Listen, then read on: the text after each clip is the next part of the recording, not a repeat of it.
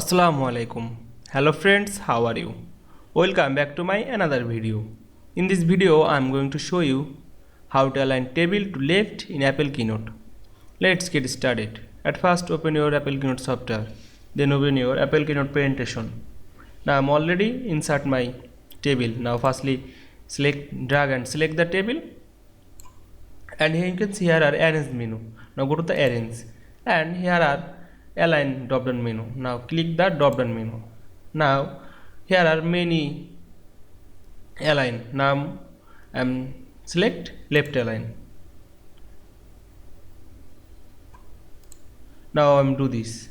Now again do this work. Now firstly drag and select the table and arrange menu and click left. Now center or left. Now you can see align table to left in Apple Keynote very easily.